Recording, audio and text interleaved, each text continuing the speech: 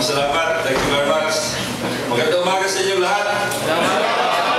Magandang umaga kay Noli. Thank you so much, Noli, for the very kind introduction.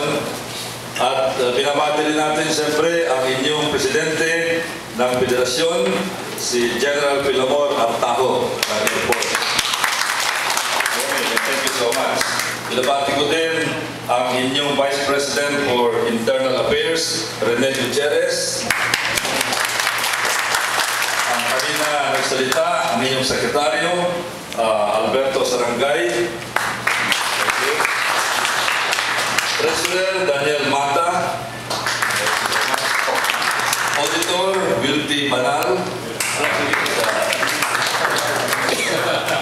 At PRO Jerome Villaluz. At ang paglahat, at siyempre ang ating kaibigang Barangay Kagawad, the #1 Barangay Kagawad, Ricky Bedayo.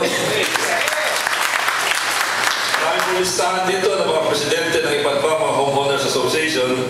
Ipagpaumanhin nyo, hindi ko na babanggitin yung mga pangalan at masyadong marami po ito. Ang aking pakay ngayong araw na ito, at ako'y nagpapasalamat kay General Artajo, I'd like to thank him. I was talking to him and I said, General, may I have the opportunity of meeting with the Federation so that I can give you a briefing on what I call Ulat sa Bayan. And I said, I'd like to invite you group to a Spartan gathering. Ibig sabihin na magpapabili tayo ng pagkain sa labas. At alam ko lahat naman kayo kumakain sa Jollibee. So Spartan yan, breakfast Jollibee, and maybe lunch also Jollibee. So that we can have a get-together here and give me the opportunity to formalize a presentation on many issues, particularly what I call Ulat sa Bayan.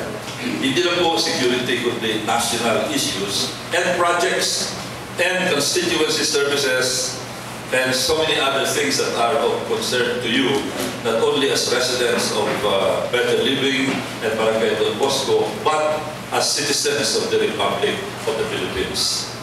Itong Ulat sa Bayan, nakikita niyo rito, ang pinaka-title ko rito, ang subtitle dito, Halina sa Mundo ng Responsableng Gobyerno.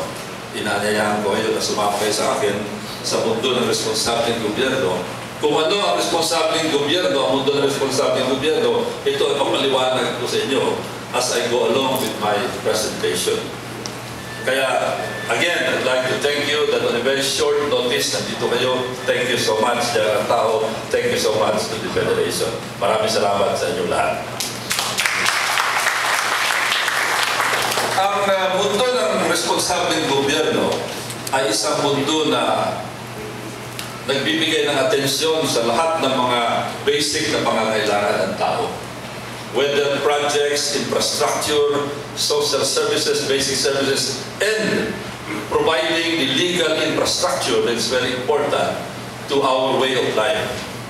Alam niyo, sisimulan ko ito sa pamamagitan ng pagpapakita itong picture, itong parang ginagamit na picture. Nakakatuwa ito. I was in the 1st District, nagbubibisita ako sa 1st District ng Parañaque. At so, anong kadahilanan, habang naglalakad ako roon, itong mga batang ito hindi pa pinapanganak nung ako'y magsilbi na lone district congressman for 3 terms. But for some reason, nagtatawag, sinusundan nila ako.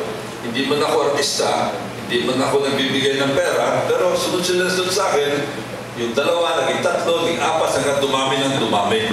And that is not the only time na meron ganitong reaksyon ang mga bata sa akin. Kaya nakakatuwa. I'll show you itong mga video na ito because I find this a very heartwarming experience na young, innocent children would gravitate to someone who is not really known to them. Sa akin, siguro sa ako, tingin lang nila isang tao na naka-violet, medyo matangkad ng konti sa ordinaryong Pilipino na sinusundan-sundan nila. Patuloy niyo po ito.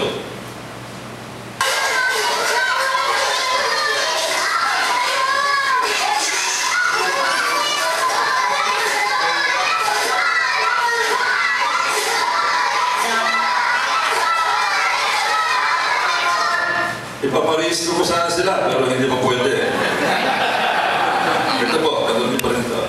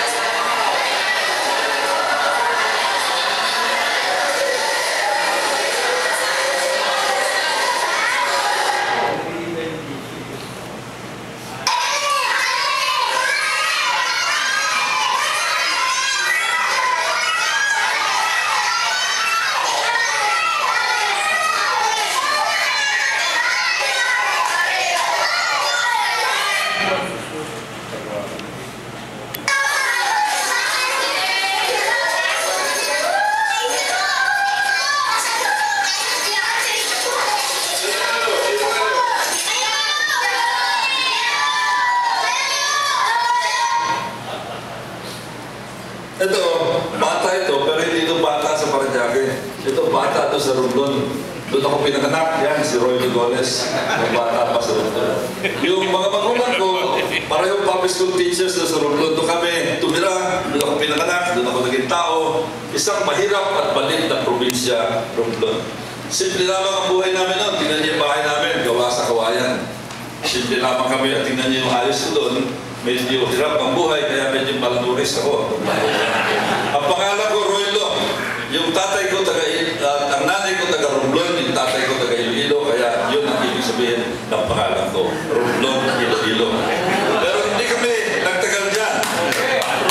Hindi kami nagtagal dyan sapagkat lumipat yung mga magulang ko sa Quezon City para maghanap ng bagong kapalaran. Doon kami tumira sa isang low-cost government housing project, Project 3 Quezon City. Tingnan niyo yung bahay namin, kalahati na ng bahay namin, parang kahon dyan, may bubong, walang kesame, yung kalye, lupa, diyan kami nagsimula. Ito naman, ang bakura namin, para sa mga tao na nagtataka kung bakit si Roy Lugones parang sanay na sanay pumasok sa mga lugar na medyo masikip. Ang dahilan dyan, sapagkat ganyan lugar ako lumaki. Tingnan niyo, ito kalahati ng bahay namin, ayan yung sampayan, ito yung nanay namin, ito yung kalye, yung bakod namin, medyo sira-sira, andun ako, ay nakahubad, palit pa, nagbo-boxing na.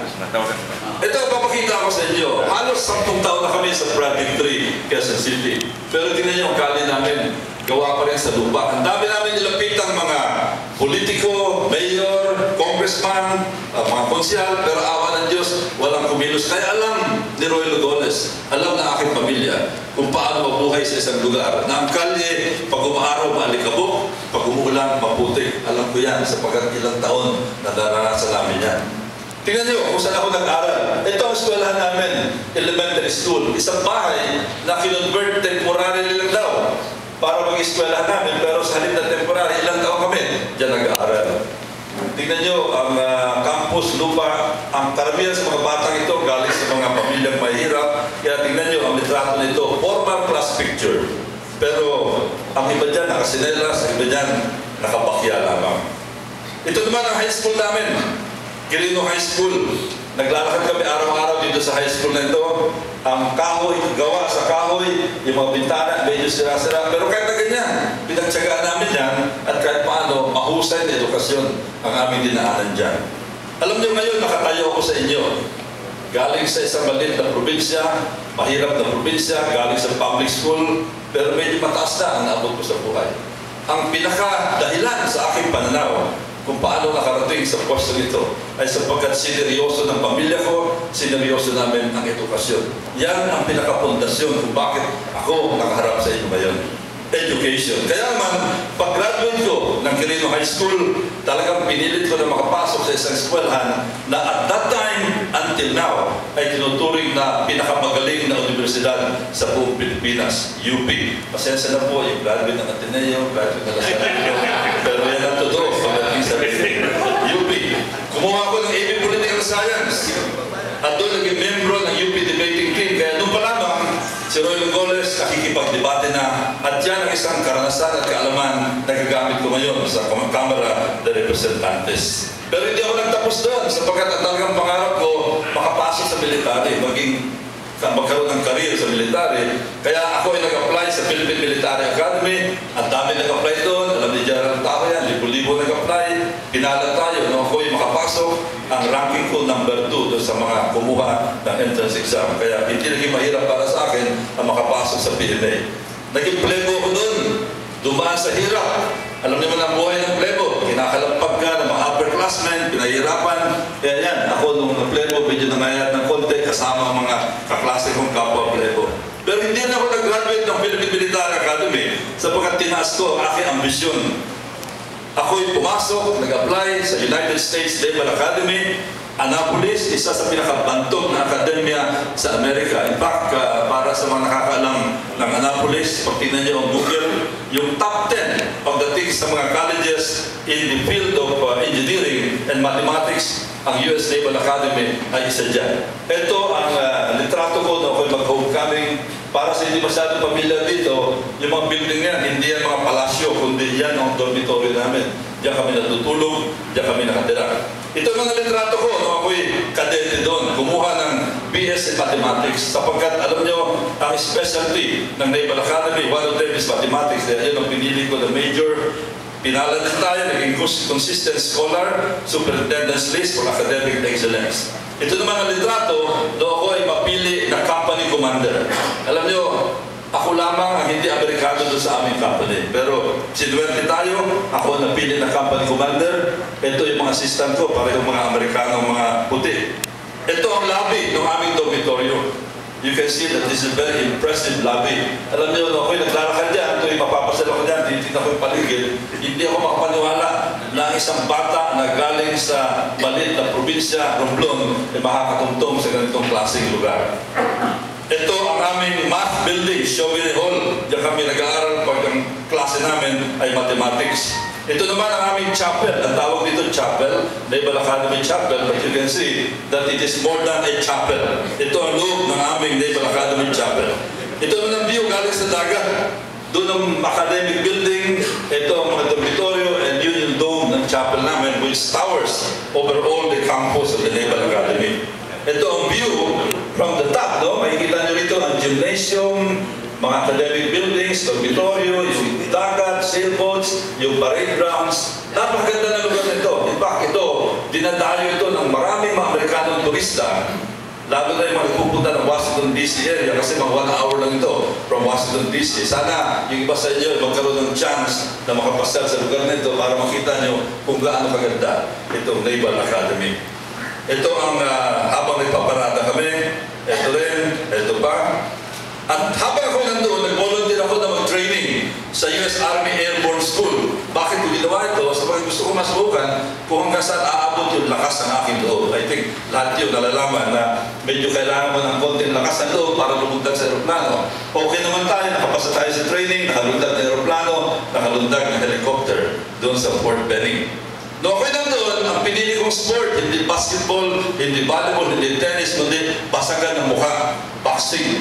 At doon nakipagbasagan ako ng mukha sa lahat ng klase ng mga Amerikano. Karamihan mga puti, ang iba itim, ang iba dilaw, ang iba kayumanggi na katulad ko. At doon sinuwerte ulit tayo sapagkat sa loob ng 4 na taon, for 4 years, hindi tayo natalo, naging 4-year undefeated boxing champion tayo doon sa Naval Academy. The first time that something like that was set in the Naval Academy. Ito, papakita ko sa inyo, isang labang ko ito. Ito yung pangalawang championship ko. Ang nakalaban ko rito, isang black boxer, si Charlie Bolden. Nauna sa akin ng 2 years ito, class 68, ako class 70. Tinalo ko siya rito. Pinapakita ko sa inyo ito, sapagkat si Charlie Bolden ngayon, sikat na sa Amerika. He became a Marine Corps Major General, naging space shuttle astronaut, and in-appoint the President Obama mga 3 years ago as the head or administrator of NASA, National Aerospace Aeronautics and Space Administration. Kaya yan, sikat na siya, parating na siya dyan sa Amerika. Pero kahit na sikat sa Amerika, si Charlie Bolden, meron isang yugto sa buhay niya na hindi niya makakalimutan. Yan yung mga sagupa niya, isang buhay at tumalo sa kanya. Pero baka meron pa sa inyo, magsasabi, well, Congressman, alam namin na nag-boxing ka, nababalitaan namin yan. Pero matagal na yun eh. Baka ngayon, laos ka na, wala ka na ibubuga. Para makita nyo kung meron pa ibubuga o hindi si Congressman Goles sa boxing, panoorin niyo po itong video na ito habang ako ay nag-i-ensayo. Panoorin niyo po ito. Ready?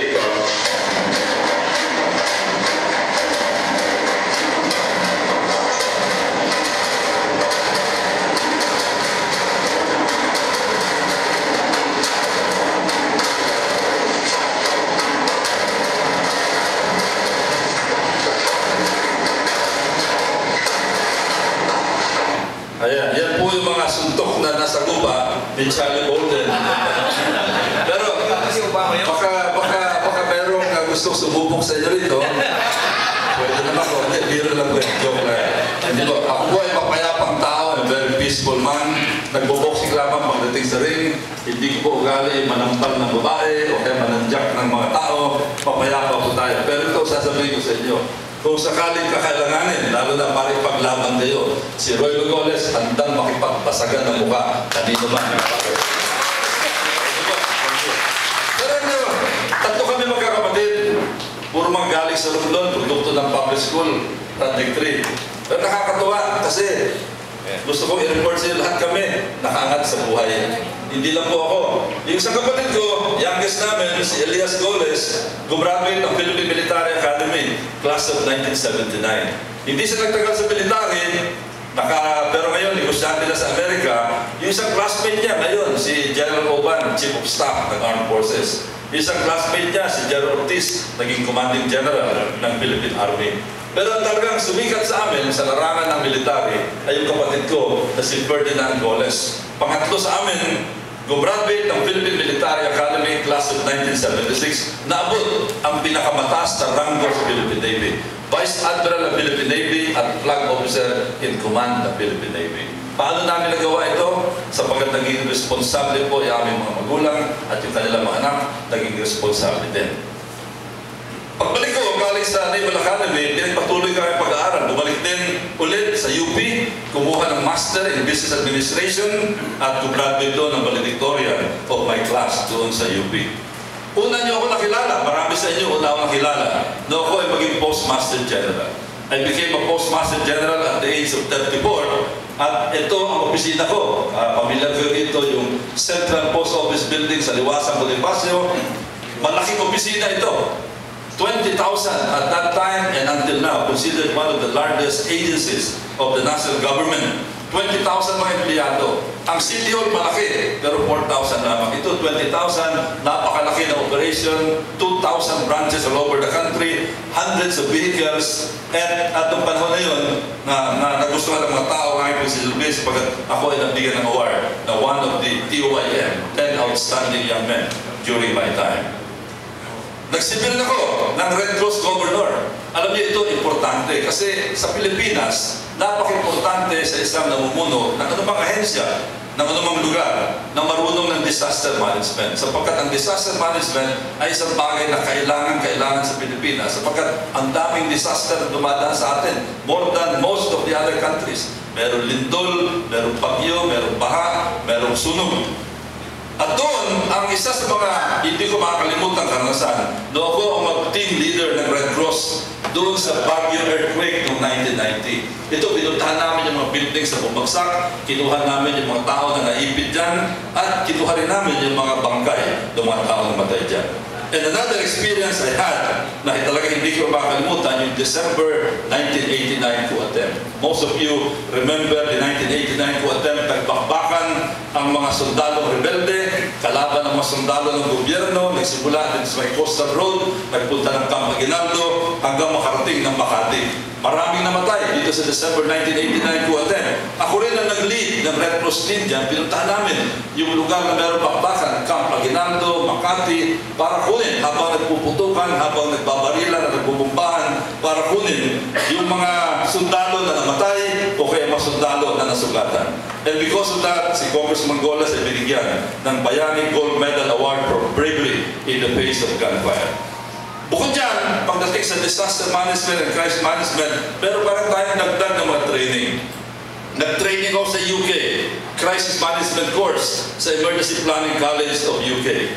Nag-training din sa International Law Enforcement Academy on Crisis Management as well as Police Administration. Kaya naman, pag merong sakuna, pag merong kalamidad, parati po tayong isa sa mga nauna dyan. Halimbawa, nagkaroon ng malaking sunog doon sa Gumbursa, Barangay San Antonio.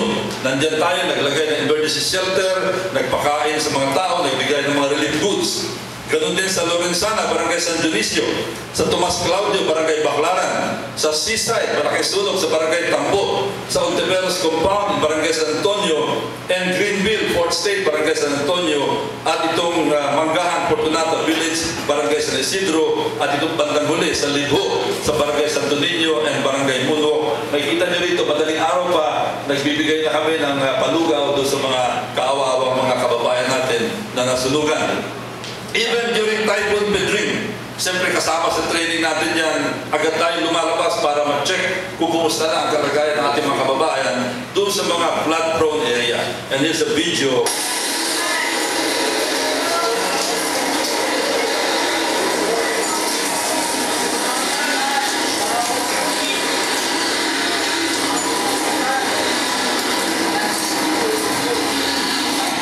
Katatapos Matapos lang ang Typhoon Pedring dyan during my inspection tour, yan ay sa may bandang tramo sa Dionisio. Ito naman nung magkaroon ng sulog malapit sa inyo sa may Cherry East, Barangay San Valley. Bukod dyan, si Roy Lugoles ay nahalal din ng 4 years na Governor ng Management Association of the Philippines. At marami sa inyo siguro naging member ng MAP. Ang mga bumuboto rito ay mga kapwa managers din. And naging board member din for 4 years ng St. Luke's Medical Center. Kahit paano naiintindihan natin kung paano magpatakbo ng isang moderno na medical center. I think we all know kung sino nasa St. Luke's Medical Center ngayon. After my stint as Congressman of the Lone District of Parañaque, nalagay ako sa kabinete bilang National Security Advisor. At doon, ang isa sa mga pangunahing naging trabaho ko ay tungkol sa crisis management. Ito ang isang litrato during one important crisis management meeting. Andito si Dati Presidente Cory, Dati Presidente Ramos, and President noon, Gloria Macapagal-Arroyo, at mga ilang mga makikita nyo, kilalang mga miyembro ng cabinet. Ako ang namamahala ng crisis management meeting. At doon, nagkaroon tayo ng pagkakataon na makadaupang palad ang napakarami ng mga ilang kilalang tao sa buong daigdig. Halimbawa, Secretary of State Colin Powell, National Security Advisor of the White House, Condoleezza Rice, Presidente ngayon, Presidente ng Indonesia, Susilo Bambang Yudhoyono, Prime Minister ng Thailand, Thaksin Shinawatra, Presidente ng Pakistan, Pervez Musharraf, Presidente ng China, Hu Jintao, Presidente noon ng Indonesia, si Megawati Sukarno Putri, and kilala niyo ito, Presidente ng Amerika, si President Bush. At nung panahon na yan, 3 beses namin nakamiting si President Bush sapagkat nung panahon na yan, madalas mag-meeting ang Pilipinas at Amerika dahilan sa mga common threats of terrorism, kasama na ang Abu Sayyaf. Ito naman, isa pa rin crisis management meeting sa Malacanang, at doon pa rin si President Cory, President Ramos, and President Gloria Macapagal-Arroyo, at ako pa rin ang namamahala ng crisis management meeting. Ngayon, siyempre, ang ating nakakasama at nakakausap paminsan-minsan, ang ating Presidente Pinoy Aquino. Ito ay litratong kinuha doon sa Kamara de Representantes matapos siya mag-deliver ng kanyang SONA noong July 25. After his speech, nagpatawag siya ng meeting sa mga ilang piling-piling mga kongresista at pinalad si Roy Lugoles, isa sa mga pinili niya na meeting dito sa pagkakataon ito. Ito naman yung Independence Day sa Malacanang. Ito yung unang araw ng kanyang paglilingkod sa Malacanang after his inauguration sa Luneta. Ito ay meeting ng Liberal Party. Ang inyong lingkod ay miyembro ng Liberal Party. Nagpatawag siya ng kanyang meeting. Ito ang mga nag-attend ng meeting. Ang ating Speaker Belmonte, Mayor Lim, First President, some key members of the party, at nagkataon kasama tayo sa meeting na yan. At ngayon, paminsan-minsan napapasasama rin tayo. Ito ang magkaroon ng blessing ng bagong barko ng Pilipinas, yung ating Gregorio del Pilar, PF-15. At dito, nakikita niyo masaya si Presidente sapagkat pinag-uusapan namin kung paano i-modernize ang Armed Forces of the Philippines at saka ang Philippine Navy. Ito yung ating bagong barko, Gregorio del Pilar. Ito ang habang nag-i-inspect kami, ito pa, at ito pa rin kasama si Ambassador Thomas dito sa litrato, siya ay naka-Amerikana. Ito naman, nung makasama ko sa isang meeting ng isang malaking businessman, nakakatuwa ito sapagkat andito ang lahat ng mga siga sa Pilipinas. Dati Presidente Erap, dati Presidente Ramos, and of course President Pinoy Aquino, at nasigit tayo sa picture taking niya sa ano yan. It was a very rare moment that all three were together. Isa lang ang gulang dito sa litrato ito. At alam niyo na kung sino ang wala doon sa meeting na yan. Ito naman, matapos ang aking stint as cabinet member, bumalik ako ng 2004, and very luckily, I was elected again as congressman, this time ng 2nd District ng Parañaque, at nakasabay na ma-elect yung aking anak. Kaya dito nag-vote taking kami sa Malacanang noong 2004. Ito ang record ko bilang congressman. 6 terms, isa sa pinakamahabang paglilingkod sa kasaysayan ng Kamara de Representantes. Bibihira po ang mga na-elect ng 6 times sa House of Representatives, even if you go back many years in the history of the House of Representatives. Ang unang beses na ako'y naalala, nung Lone District pa, noong 1992, at gusto kong sabihin sa inyo, at siguro marami sa nakakalala, I was elected by a record landslide victory at ang isa sa mga barangay na nagbigay sa akin ng napakalaking landslide victory, ang barangay Don Bosco po. Kaya maraming salamat sa inyo lahat. Siyempre, pinapati ko rin ang ating barangay captain na si Jun Berata. Kaya thank you so much. Nakalala rin to 1995, landslide pa rin. 1998, landslide pa rin.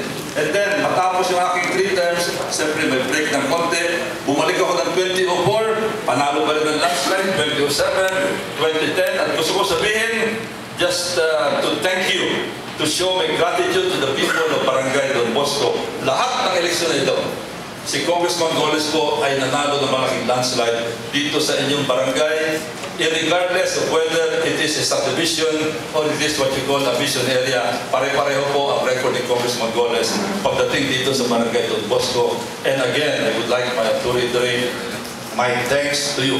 Maraming salamat ulit sa inyong walang sawang pagsuporta kay Congressman Goles dito sa Barangay Don Bosco.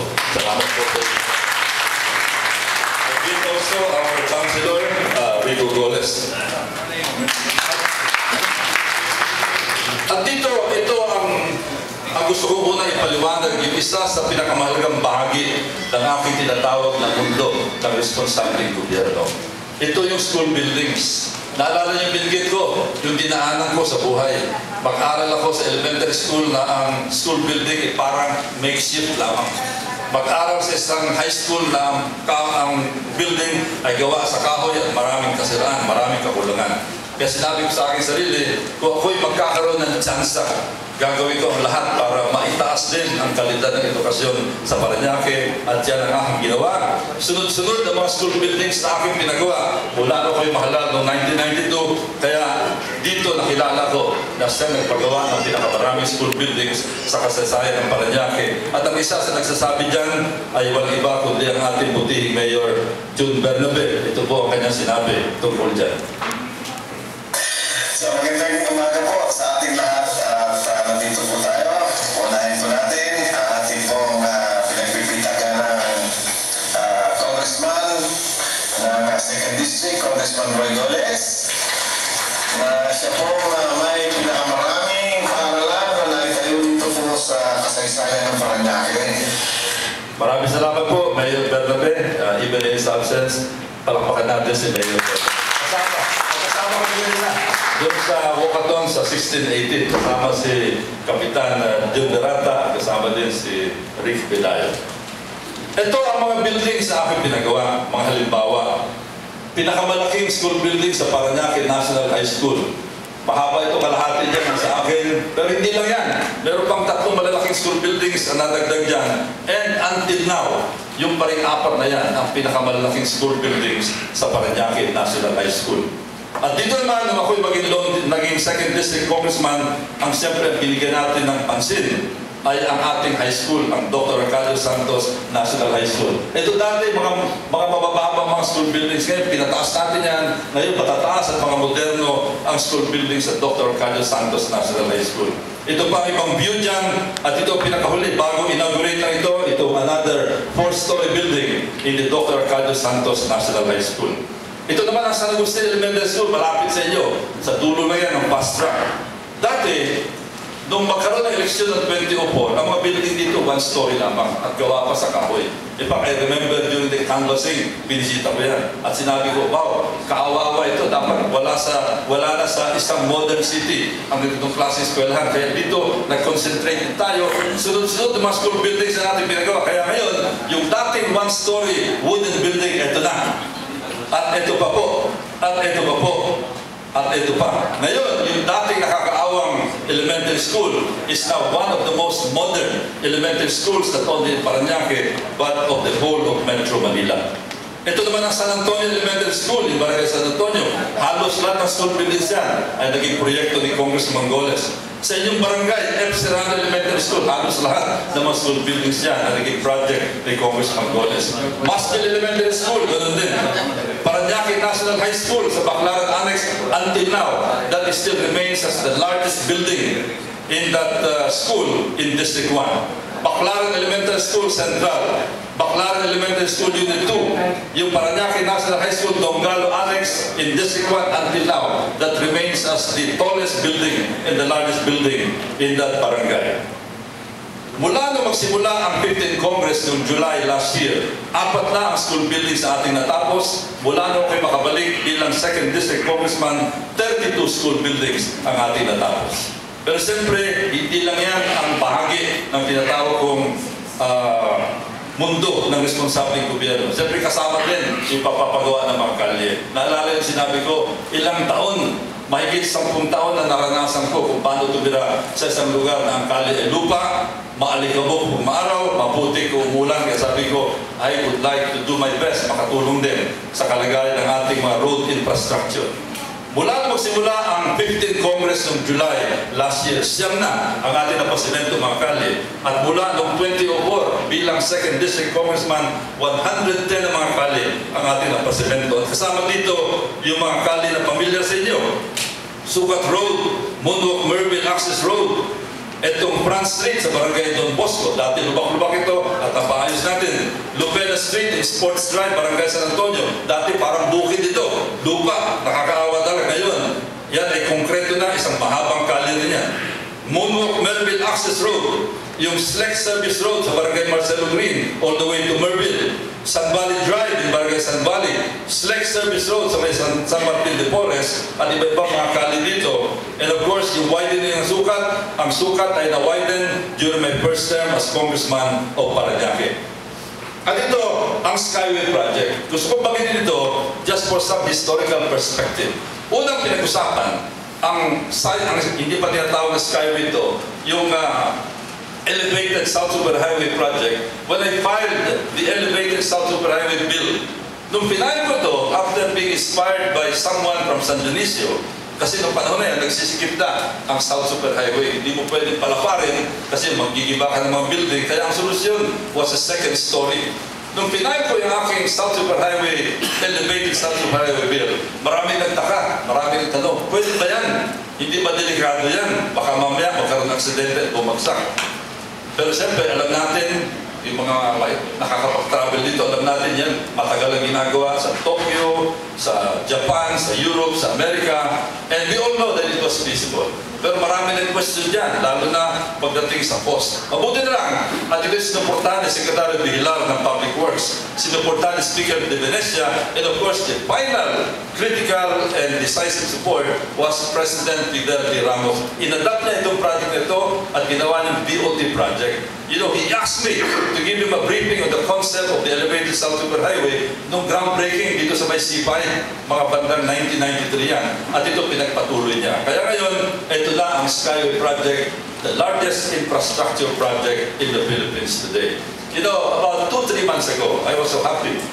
There was a meeting in the Parañaque Chamber of Commerce and Industry at doon nagsalita yung presidente ng Skyway Corporation, si Chito Cormeo. At habang siya nagsasalita, nakita niya ako at sinabi niya, yan po si Congressman Roy Rogoles. Siya nagsimula ng Skyway Project sa Pilipinas. At ngayon, itong ating panibagong programa, yung paggagawa ng mga covered courts, paggagawa ng mga tinatawag nating Coliseo. Bakit natin sinimulan ito at bakit kinonsider ko ito na isang importanteng bahagi ng ating mundo ng responsableng gobyerno? Alam niyo, noong ako'y bata sa Project 3, paminsan-minsan, nakakapaglaro kami doon sa Ateneo. Malapit ako sa Ateneo sa Project 3. At habang nandun kami, inggit na inggit kami sa mga estudyante ng Ateneo sapagkat andun ang daming lalaki ng mga covered courts nila. At sabi namin, sana tayo sa Project 3 magkaroon din. Sumulat kami sa konsihal, sa congressman, sa mayor, awa ng Diyos, walang nangyari doon sa sulat namin. Kaya dito nakita ko na kailangan ito. When I started talking about my massive program of constructing a lot of covered courts sa aming district engineer, ang sinabi ko sa kanya, engineer, ang gusto kong gamitin, yung bubong na nakita ko sa Disneyland, I'm sure many of you have gone there. At yung bubong na nakita ko sa Ayala Town Center. Ang sabi ng district engineer, sir, yan yung polycarbonate roofing. That is now considered the most modern roofing material. Pero, Congressman, medyo mahal po yan. Baka kulangin ang budget natin. Ang sagot ko sa kanya, engineer, ayokong tipirin yung aking mga kababayan sa 2nd District ng Parañaque. Kaya yan ang ating gagamitin. Thank you. Kaya, ito, ang polycarbonate roofing material used in what we consider as the more modern countries. Europe, Ito, tignan niyo yung mga bubong nila, polycarbonate material. Middle East, sa Dubai, a very modern na metropolis, polycarbonate ang ginagamit. China, alam natin napaka-moderno ng China ngayon. Ito, ang dami mga polycarbonate roofing material. India, ganun din. And China, ganun din. Ito, train na terminal ito sa China. At ngayon, sinimulan natin ito sa Ayala Town Center. Meron din, Ayala Town Center. And of course, ito ang sinimulan natin dito sa 2nd District ng Parañaque. Ito ang sa Camellia Homes, Barangay Don Bosco. Mga example lang po ito. Ito ang sa Phase 4 sa Barangay Marcelo Green. Ito naman ang sa Sampaloc, malaking Coliseum ito, doon sa Barangay BF Homes. Ito naman iba-ibang mga Coliseum. Ito ang Fort State Elementary School. Dati, ang campus was open. Ngayon, ang buong campus ay mayroong bubong. Kaya yung mga magulang na mga bata dyan ay hindi na nag-aalala na baka mapasa ay kanilang mga anak. Makikita niyo yung concept natin. No? Pagdating sa mga school, gusto ko clear yung Coliseum. Merong sunlight. Ang protection is against the tropical rain. Pero gusto ko maliwalas para hindi madilim yung campus. Just like some of the polycarbonate roofing materials that we saw in other parts of the world. Ito naman nasa Moonwalk National High School. Bagong high school, meron ng bubong ang buong campus. San Antonio Elementary School, San Valley Elementary School, San Valley National High School, Maxwell Elementary School, Sampaloc Site Elementary School sa Barangay Pia. Ito makikita nyo, ito ang China. Gumagamit ng polycarbonate material, a very modern, wealthy country. Ito naman ang sa 2nd District ng Parañaque. Pareho ang ginagamit sa China. Ito naman ang sa India, another emerging, wealthy country. Ito naman ang sa 2nd District ng Parañaque. Ito naman ang sa Middle East, sa Dubai. Ito naman ang sa 2nd District ng Parañaque. Makikita nyo kung ano ang itsura at kung ano ang ginagamit doon sa mga modern countries of the world. Ganon din ang ginagamit sa 2nd District ng Parañaque. At dito lamang sa 2nd District ng Parañaque ginagawa yan. Hindi po sa ibang distrito, hindi sa ibang siyudad. Dito lang po, although of late, marami na pong gumagaya. Kaya ako'y natutuwa. Alam nyo, pag ikaw ay ginagaya, ang ibig sabihin, mukhang okay ang iyong ginagawa. Yan ang isang importanteng bahagi ng tinatawag kong mundo ng responsableng gobyerno. Ito ang listahan ng mga Coliseum na nagawa na. Number 1 to 10, bawat isa ay may number in sequence. Number 11 to 20, number 21 to 30, number 31 to 40, number 41 to 50, and number 51 to 60. Yung pinakahuli may number, yung ENSIA doon sa BF Homes. Merong inaugurate mamaya yung South Green Park doon sa Marcelo Green at merong number 15 na hindi pa na-inaugurate, hindi pa nilalagay yung pangalan dyan. Ito ang mapa ng Parañaque. Makikita niyo rito ang lokasyon ng iba't ibang mga Coliseums and covered courts. Andun ang Barangay BF, andun ang Barangay San Antonio, Barangay Marcelo Green, Barangay Don Bosco, Barangay Moonwalk, Barangay San Valley, San Martin de Porres, and Berville. At makikita niyo naman yung ibang barangay sa 1st District ng Parañaque, ang San Isidro, San Dionisio, La Huerta, Santo Niño, Don Galo, Tambo, Baclaran, and Vitales. Ito ang listahan ng mga Coliseum na natapos natin mula noong July last year. This 15th Congress, hindi ko sinama yung iba. Alam niyo, ang isang kongresista, anywhere in the Philippines, pag may napagawa mga 3-4 na covered courts, pinagmamalaki niya. At maganda naman talaga, meron talagang dahilan. But yung congressman in the 2nd District ng Parañaque, hindi lang po 3, hindi 4 ang pinagawa mula noong July last year, kundi 25. Meron ng 5 na na-start at matatapos yan within the year. At today, ang officially natapos 59, pero meron ding for funding, may pondo na yan at nakahanay na ma-11 pa. At as para sa ito, meron 2 na dito gagawin sa Barangay Don Bosco doon sa 11 na nakalista na. And I think I talked with them already. Pero hindi lang yan ang ginagawa natin. Importante din yung maintenance ng mga ilog, mga creek natin, desilting and ripraping. We all know na pag nagbara ang isang creek, ang mangyayari, pwede magbaha. We all know, pag marumi ang creek, pwede magdulot ng sakit sa mga tao. Kaya meron tayong mga ongoing na malalaking mga desilting and ripraping project ngayon. Sana mapasalan ito. Mamaya, papakita ko ito. Ito, papakita ko sa ang isang example ng isang ongoing ripraping and desilting project sa Donggalo Creek, doon sa Barangay Moonwalk.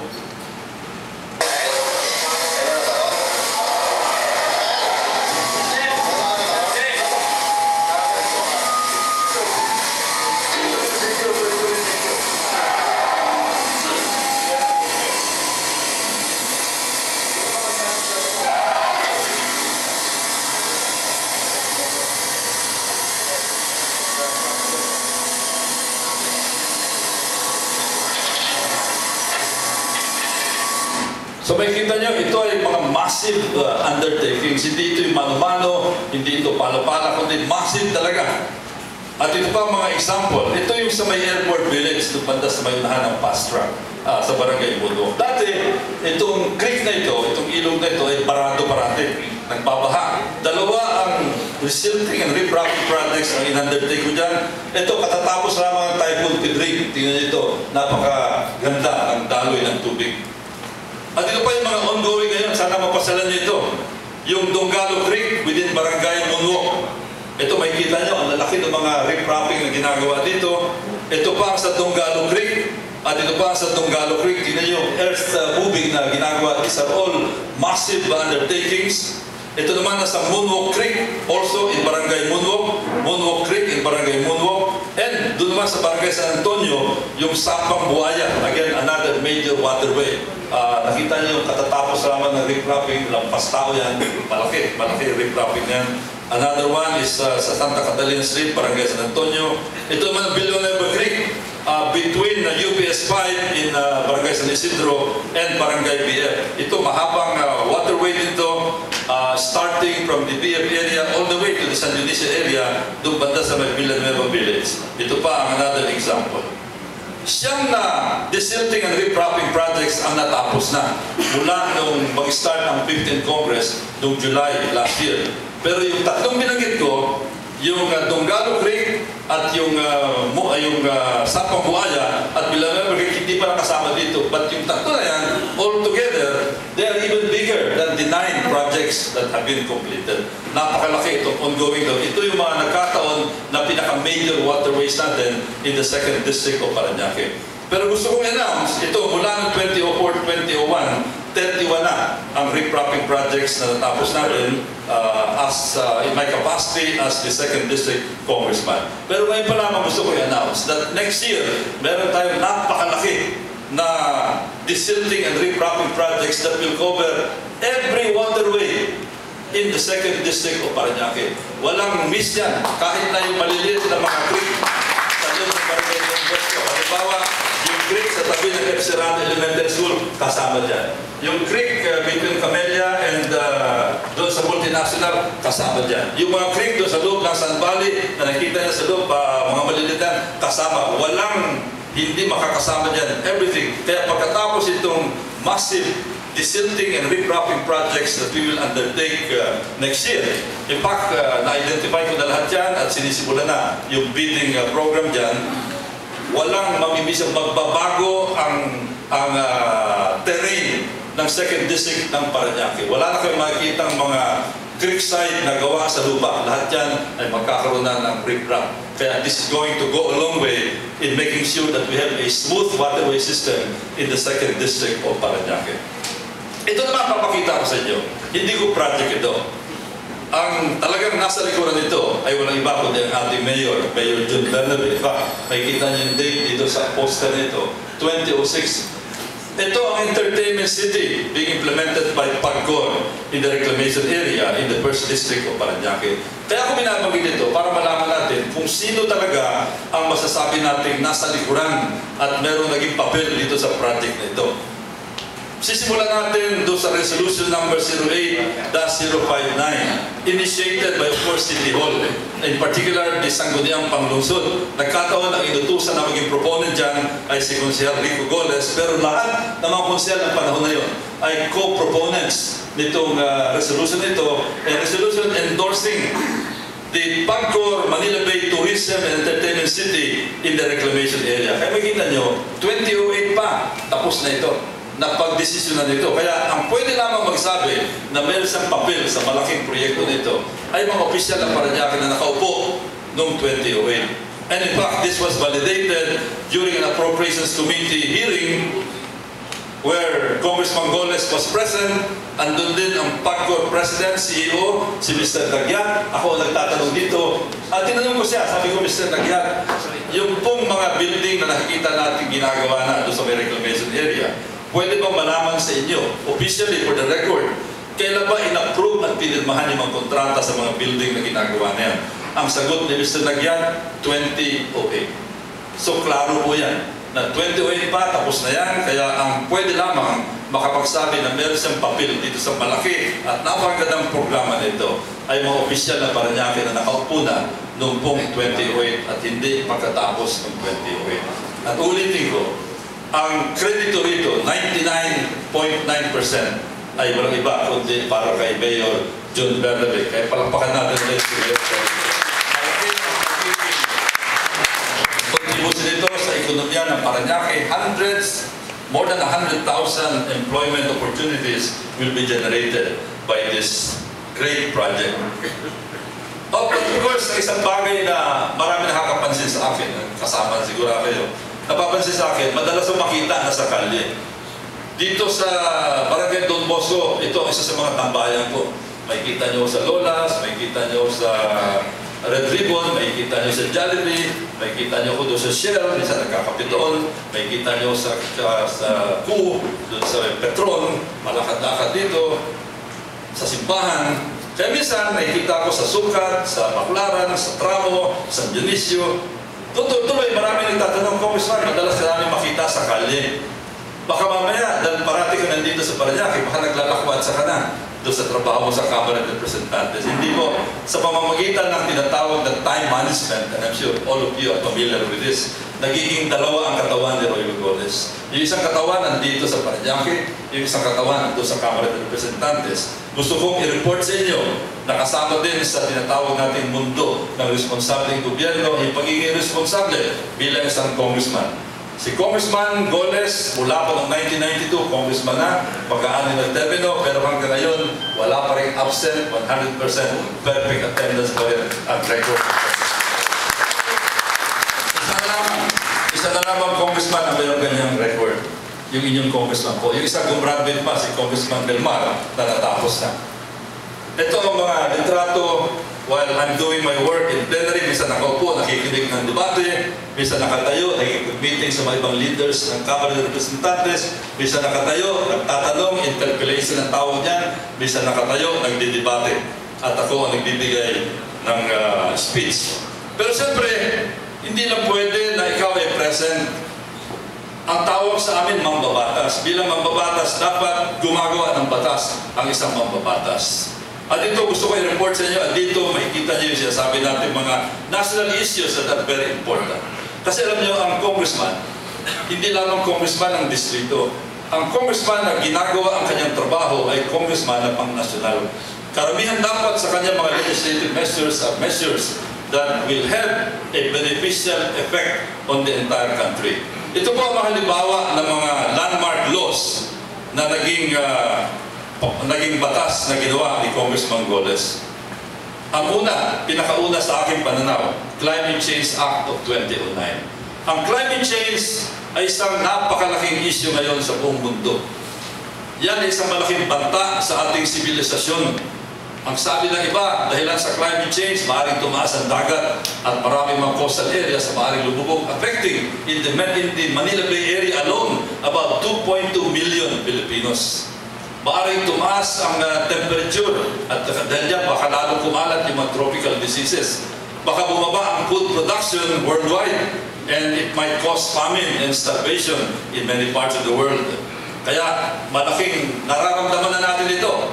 Nagbabaha sa Bulacan, nagbabaha sa Pampanga, in Thailand. Hanggang ngayon, naghihirap sila sa malaking baha na pumasok na sa loob ng Bangkok. Kaya tinatawag natin climate change. Ang sagot dyan ni Congressman Goles, the Climate Change Act of 2009, ang principal author nito, ang inyong lingkod, Congressman Goles.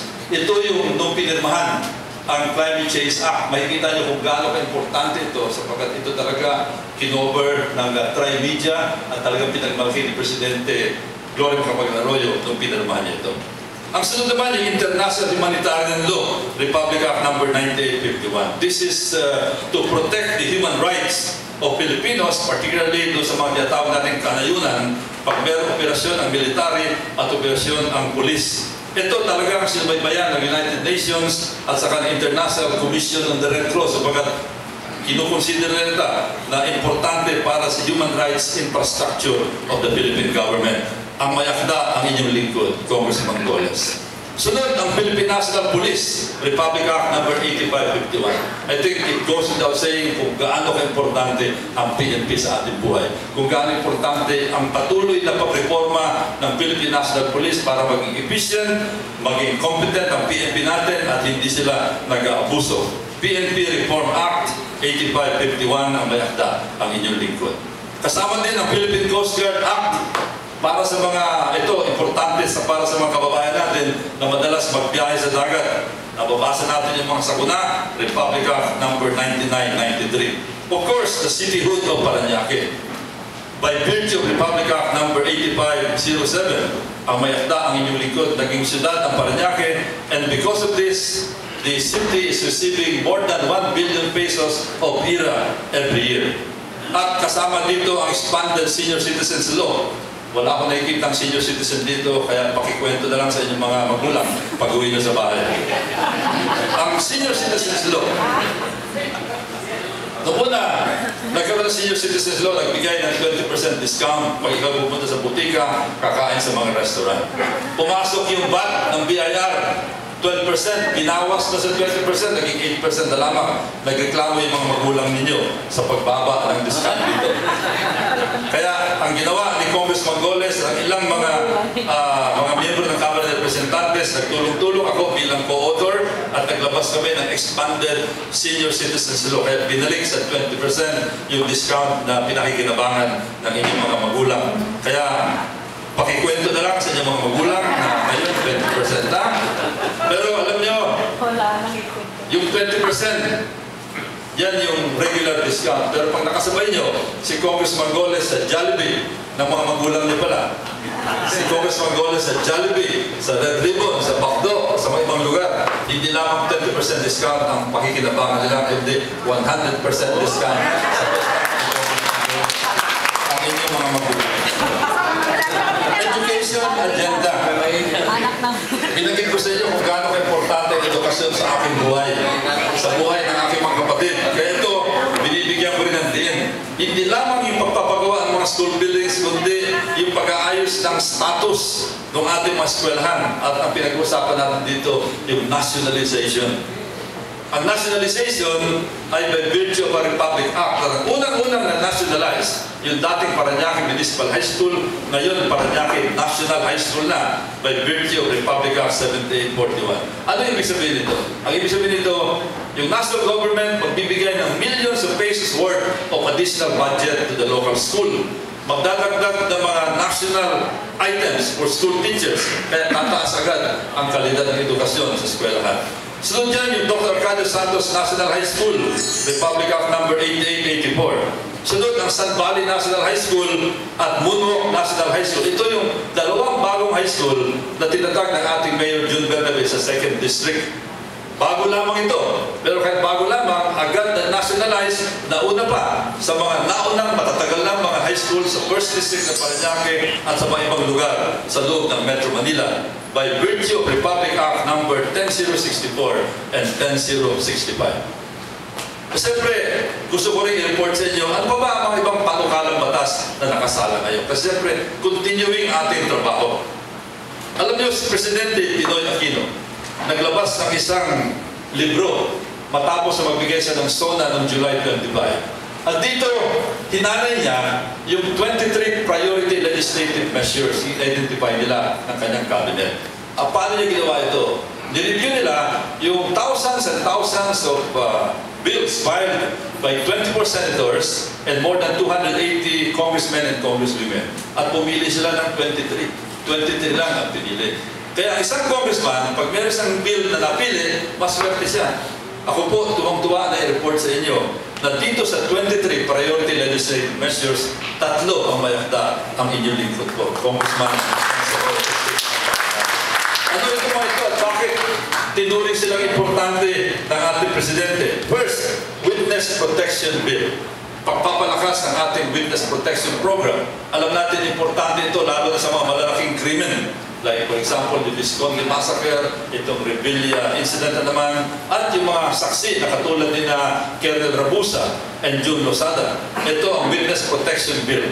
Ang Anti-Money Laundering Bill, meron tayong Anti-Money Laundering Bill, pero medyo mahina pa. Hindi pa rin mahanap